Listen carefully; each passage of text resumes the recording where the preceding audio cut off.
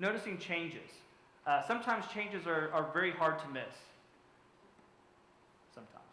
Sometimes they're more subtle. Changes in music, changes in feelings about things, changes in girlfriends or boyfriends. I remember when I was in graduate school. This is a story I tell in the book. I was in graduate school, and I went to the USF school psychology program, and they're brutal. They're brutal over there. Nobody.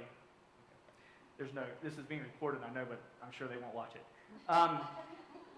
And long hours. Our classes started at 9 in the morning, ended at 9 at night. It was tough.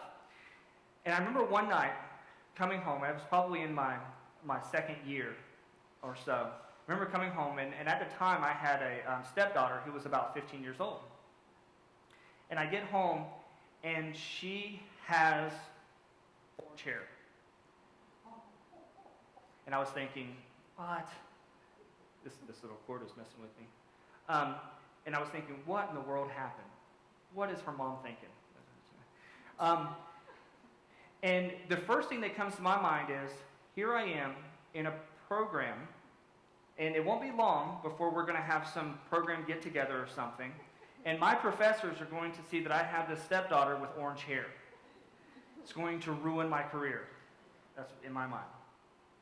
So I didn't say anything about it that night, but I talked to my wife about it, and I said, what are you thinking? And she says, she wanted to do it.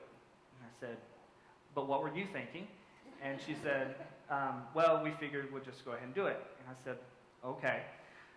So we let it go, both of us with the idea that she's going to go to school the next day, and somebody's going to say something, and she's going to want to wash it out. Because, at that time, there weren't a lot of kids going around with real wild colored hair and all that kind of stuff. It was relatively rare. So we were like, you know what, she'll go to school, and society will take care of it, type of perspective. So I come home the next day, and her hair's still orange. I say, so, Brittany, her name's Brittany. I said, Brittany, how was school today? Oh, it was great. Everybody was so cool about my hair. They were saying I had the coolest mom in the world that would let me color my hair. Backfired. I was like, crap. And I was, again, somewhat concerned about where this was going to go. But again, my wife and I talked, and we decided we would just let it go. Her hair stayed orange for about a week, and then she washed it out and never colored it again. Not in those wild colors, not until she was an adult, but never did it again as an adolescent. What happened was she was testing limits. She was trying to explore some new area of her identity. And because we didn't make a big deal about it to her, now we made a big deal about it to ourselves, but we didn't make a big deal about it to her, she explored that, and it was gone. Sometimes changes are benign. Sometimes these, what we see as big things, my now 15-year-old, I came home the other day, and my wife is cutting her hair, and I'm looking at her, and I'm saying, well, that's odd. Her hair from here down is about this long, and everything else is like this long. What is going on? But again, hair grows back.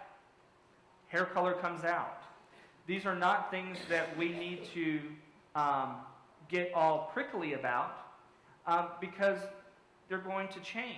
Now, we're not talking tattoos. Tattoos don't change. Not in an easy way, anyways. So we're not talking about those kinds of things, those things that are sort of permanent. But when it comes to these subtle changes, sometimes we need to let those things happen. Let the child explore. Let the adolescent sort of venture out there a little bit. And then they return and everything is okay. But we have to notice. And we have to be willing to allow that exploration.